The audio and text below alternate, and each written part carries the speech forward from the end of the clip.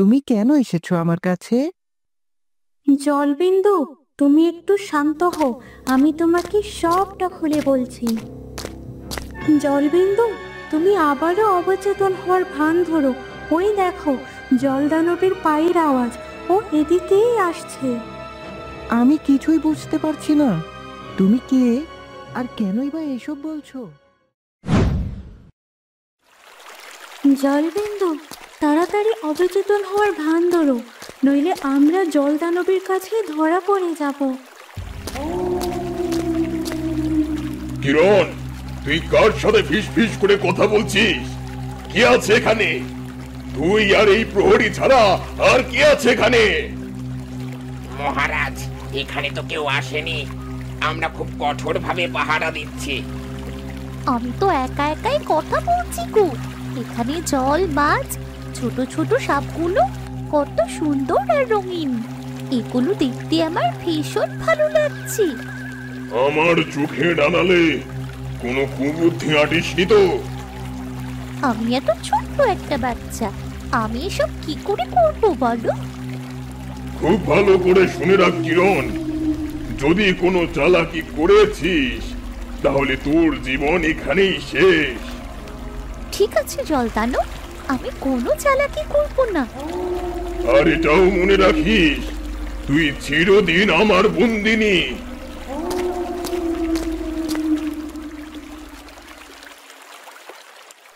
অল্পের জন্য বেঁচে গেছে কিরণ, এখন কি করব? এবার আমাদের তাড়াতাড়ি জলবিন্দুকে জাগাতে হবে, নয়তো অনেক দেরি হয়ে যাবে।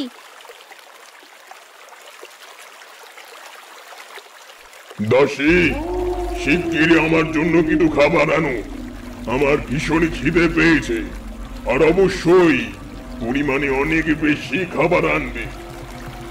জি মহারাজ, জি, আমি এক্ষুনি আনছি।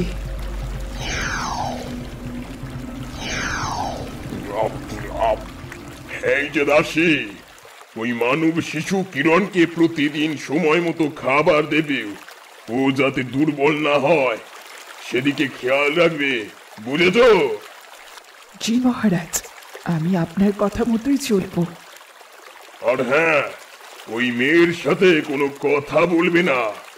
যাবে, খাবার দেবে, চলে আসবে। এতটুকুই তোমার কাজ, মনে থাকবে? জি মহারাজ, মনে থাকবে। শৈলতল, আমার বিশ্বস্ত বন্ধু, তুমি তো জানো আমি ওই মানব শিশু কিরণকে এতদিন ধরে বাঁচিয়ে রেখেছি কেন? হ্যাঁ মহারাজ, আমি জানি সে সাধারণ কোনো শিশু নয়। নিশ্চয়ই গোপন কোনো কারণ আছে। ঠিক তাই, ওর ভেতরে আছে এক অদ্ভুত আলোক রশ্মি। হয়তো সেই আমার হাতে এ রাজ্যকে তুলে দিতে সাহায্য করবে। তার মানে আপনি কি ওকে ব্যবহার করবেন রাজকুমার জলবিন্দুর বিরুদ্ধে? একদম ঠিক বলেছ। জলবিন্দুর ভেতরে যে শক্তি বন্দী আছে তা আমি চাই, কিন্তু ওকে আমি নিজ হাতে মারতে পারবো না। তাই আমার দরকার কিরণকে। অসাধারণ বুদ্ধি মহারাজ, অসাধারণ। কিন্তু খেয়াল রাখবেন, মানব শিশুরা কখনো কখনো চমকি দেওয়ার মতো বুদ্ধি খাটাতে পারে। আমি ওর প্রতিটি পদক্ষেপ নজরে রাখছি। যদি এক ফোঁটা চালাকি করে তবে তার হাড় গুঁড়ো চূর্ণ করে সাগরের অন্ধকারে গহরে ছুঁড়ে ফেলে দেব।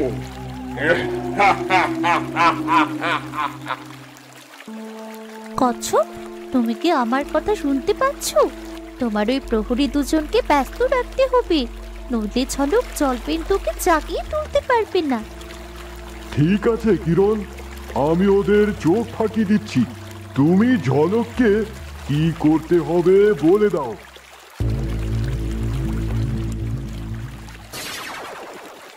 ওরে বাবা, এটা আবার কি শব্দ হলো? কেমন অদ্ভুত রহস্যময়।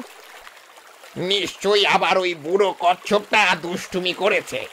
এই কচ্ছপ আমার সামনে পড়লেই আমার শরীর শিরশির করে। ঠিক বলেছ, কোন দিক থেকে চুপ করে এসে পায়ে শিরশিরি দেয় বুঝতেই পারি না। আমার তো মনে হয় এই কচ্ছপ আসলে কোনো গুপ্তচর, দিনরাত শুধু ঘুরঘুর করে। গুপ্তচর? আরে না ভাই, গুপ্তচর হলে এত ধীরে ধীরে হাঁটতো? ও তো 10 কদম হাঁটতে একদিন নেয়। কথাখানা তুমি অবশ্য ঠিকই বলেছ, তবে এই গলার আওয়াজটা আবার কেমন? মনে হচ্ছে আমার মাথার ভিতর ঢুকে ওই ঢম ঢম ঢম ঢম করে বাজছে।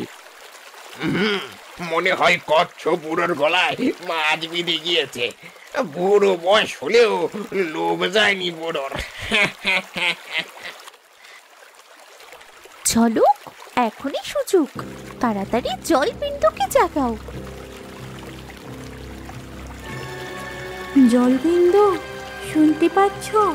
উঠে বসো, আমাদের হাতে কিন্তু আর বেশি সময় নেই। এবার বলো, তুমি কে? আর জলদানবের আস্তানায় এসে আমাকে জাগানোর সাহস তোমার কি করে হলো? আমি ঝলক, তোমার বন্ধু নই, তবে তোমার মুক্তির দূত বলা যায়। কিরণ নামে এক মানব শিশু তোমাকে বাঁচাতে এসেছে। ওই সামনের দিকে তাকাও, কিরণকে দেখতে পাবে। জলবিন্দু, আমাদের হাতে সময় কম, তোমার এখানে একটা চাবি আছে, তাড়াতাড়ি আমাদের সেই চাবিটি খুঁজে বের করতে হবে। ভাই দেখেছো, এখন আবার ওই কচ্ছপটি হেঁটে যাচ্ছে, কিন্তু কোথায় যাচ্ছে তাই তো বুঝতে পারছি না। দেখে মনে হচ্ছে ও আমাদের চোখের সামনে ভেসে যাচ্ছে, অথচ ওকে একটু ধরা যাচ্ছে না। ভাই, আমার পা ছিড়ছিড় করছে, ওই মনে হচ্ছে ওই ছোট ছোট মাছের কাঁটা ফুটাচ্ছে। আরে না, মাছ নয়, ও তো বুড়ো কচ্ছপ, আবারও ফিরে এসেছে। বেটা বুড়ো হলো ও খুব চালাক। আসলেই ভাই, এই দেখো, এই যে এইদিকে এখনই ওই মাথা লুকিয়ে রেখেছিল, আবার মাথাটা লম্বা করে আমাদেরকে দেখছে। আমি বলছি, আজ থেকেই কচ্ছপকে আমরা জেলের ভূত বলে ডাকবো। ভাই সত্যি, কচ্ছপটা বেশ অদ্ভুত, কিন্তু খুবই মজার। মানুষ হলে সারাক্ষণ সবাইকে হাসিয়ে মাতিয়েই রাখতো। আরে ভাই, এসব কি বলছো? কই মানুষ আর কই কচ্ছপ? এসব না ভেবে মন দিয়ে পাহারা দাও। ভাই, কি একটা বিশ্রী গন্ধ বেরিয়েছে, পাচ্ছিস? হ্যাঁ, পাচ্ছি। আর এই গন্ধের সাথে সাথেই মাথাটা ঝিনঝিন করছে রে। আমারও ভীষণ মাথা ধরেছে। হ্যাঁ গো, আমাদের কিরণ কি তবে সত্যি সত্যি আমাদের জীবন থেকে হারিয়ে গেল? 2 দিন ধরে মেয়েটার কোনো খোঁজ নেই। আমার যে বুকটা ফেটে যাচ্ছে। আমি জানি না মালা, কিরণ এমন কোনো দুষ্টুমি কখনো করে না। নিশ্চয়ই ওর সাথে বড় কোনো অশুভ কিছু ঘটেছে। নদীর জলও যেমন আজ কেমন ভারী মনে হচ্ছে। আমার কিরণ কি তবে এই নদীতে ডুবে গেল? তুমি যে বলেছিলে কোন মাছের সাথে কথা বলেছে কিরণ, হ্যাঁ গো, ওই মাছ কি ওকে গভীরে নিয়ে গেল? সে কি গভীরে নিয়ে কিরণকে খেয়ে ফেললো? এইসব অলক্ষণে কথা বলো না গিন্নি, আমাদের কিরণ বাঁচবেই। ও এত তাড়াতাড়ি আমাদের ছেড়ে যেতে পারে না। ও দাদা, ও বৌদি, তোমরা এভাবে ভেঙে পড়লে হবে বলো?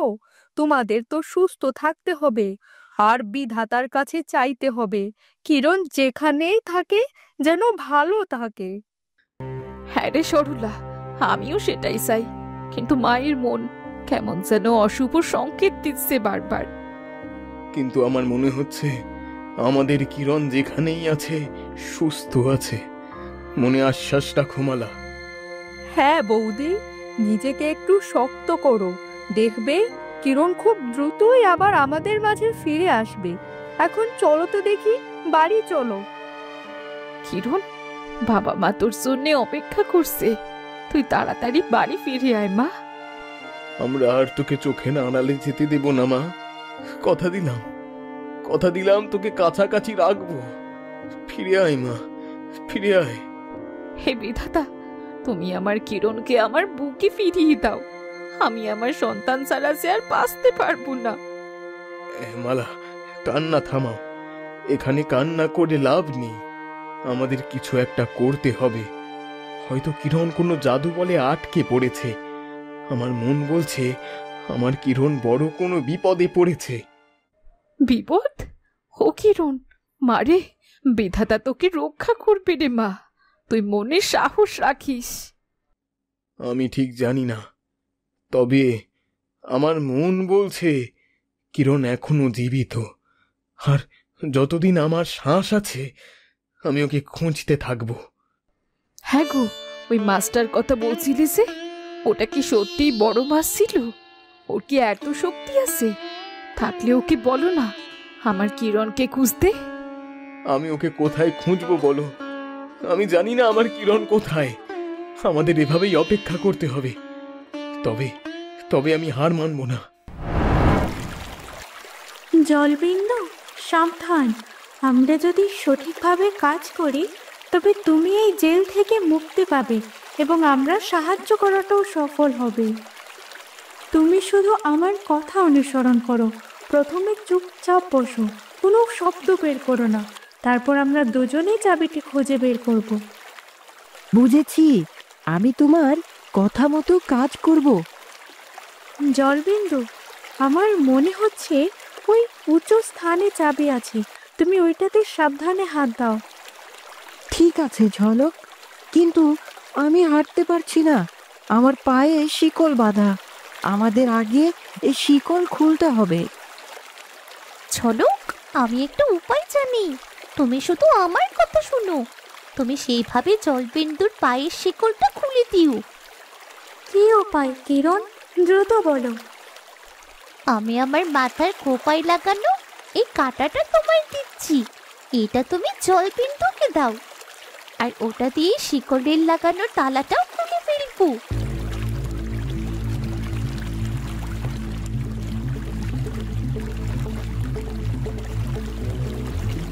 এই কাঁটাটা নাও, আর এটা দিয়ে তোমার পায়ের শিকলে বাঁধা তালাটা খুলে ফেলো।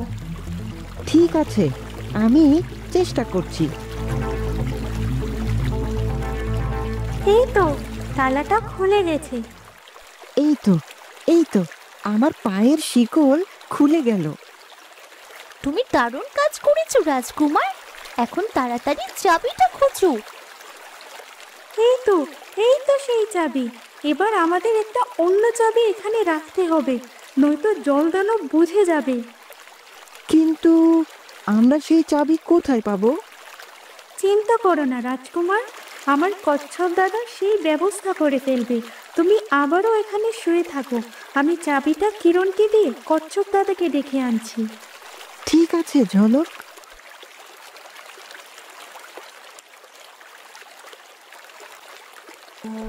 কিরণ, এই নাও চাবি। এখন আমার কচ্ছপ দাদার কাছে যেতে হবে। সে ডুপ্লিকেট চাবি নিয়ে আসবে।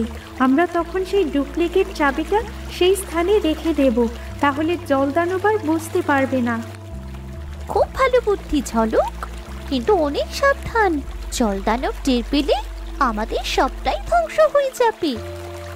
আমাদের কোনো চিন্তা নেই কিরণ। কচ্ছপ দাদা খুবই চতুর। জলদানবের নজর এড়াতে সে কাজ করবে। ঝলক, তুই এখন আমার ঘরে? দাদা, আমি আর রাজকুমার দ্বিতীয় চাবিটি খুঁজে কিরণের কাছে রেখে এসেছি। এবার তোমাকে ডুপ্লিকেট চাবিটি দিতে হবে। তুই তো দেখছি অনেক দ্রুত কাজ করেছিস রে ঝলক। তুমি আর কিরণ ছিলে বলেই সম্ভব হলো, কিন্তু আমাদের এখনো অনেক কাজ বাকি। হ্যাঁ রে ঝলক, এই দানবের হাত থেকে এই রাজ্য, এই জল এবং নিজেদেরকে রক্ষা করতেই হবে। এই নে ডুপ্লিকেট চাবি, দ্রুত যা। দানব এতক্ষণে হয়তো চাবি সরানোটা বুঝে গেছে। ঠিক আছে দাদা, আমি চললাম। এবার তুমি কিছুক্ষণ বিশ্রাম নাও। তোমাকে আবারও প্রহরীদের আটকাতে হবে। তুমি কোনো চিন্তা করো না দাদা। ঠিক আছে রে ঝলক, ওই সাবধানে যাও।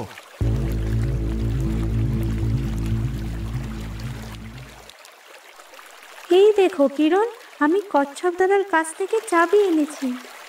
তুমি তাড়াতাড়ি চাবিটা রাজকুমারকে দাও। এটা সেই স্থানে দ্রুত রাখতে না পারলে ভীষণ বিপদ হবে। সব ঠিক আছে কিরণ, আমাদের আর তেমন কোনো ভয় নেই। রাজকুমার সাবধানে, জলদানবের পায়ের আওয়াজ শুনছো, যদি সে টের পায় আমরা শেষ। হ্যাঁ ঝলক, আমি বুঝতে পারছি, তুমি চিন্তা করো না, আমি খুব সাবধানে কাজ করছি। এবার চুপটি করে থাকো। প্রহরী, সব ঠিক আছে তো? জি মহারাজ, আছে।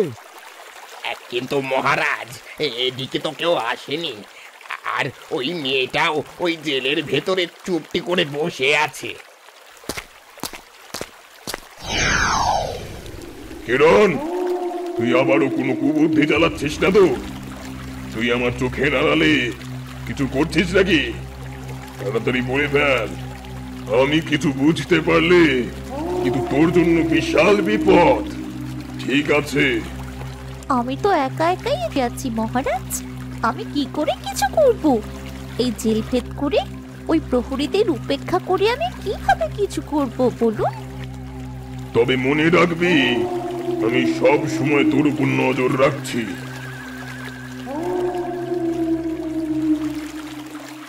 ধন্যবাদ, ধন্যবাদ ঝলক। তোমাদের সাহায্য ছাড়া আমি এটা কখনোই করতে পারতাম না। কিন্তু ওই শয়তানটা কেন রাজকুমারের কাছে যাচ্ছে? তবে কি সে কিছু টের পেয়েছে? সাবধানে কিরণ, আমাদের কাজ এখনো শেষ হয়নি। আমাদের চতুরভাবে জলদানবকে ফাঁকি দিতে হবে। কিন্তু জলবিন্দু কি পারবে নিজেকে স্থির রাখতে? একটু নড়াচড়া করলেই আমরা ধরা পড়ে যাব। তুমি ঠিকই বলেছ ঝলক, এখন তো আমার ভীষণ ভয় করছে। জলবিন্দু একটু নড়ে গেলে জলদানব সব বুঝে যাবে। বন্ধুরা, এ কি হলো? জলবিন্দু কি তবে জলদানবের কাছে ধরা পড়ে যাবে? জলদানব কি বুঝতে পারবে আসল চাবির জায়গায় নকল চাবি রাখা হয়েছে? তা সব কিছু জানবে পরবর্তী পর্বে। আর আজকের পর্ব তোমাদের কেমন লাগলো সেটার মতামত কমেন্ট করে জানাতে ভুলো না যেন। তোমাদের সাথে আবার দেখা হচ্ছে পরবর্তী পর্বে। সেই পর্যন্ত সুস্থ থেকো, ভালো থেকো। আমাদের নিত্য নতুন ভিডিও সবার আগে পেতে আমাদের চ্যানেলটি সাবস্ক্রাইব করে আমাদের পাশেই থেকো। ধন্যবাদ।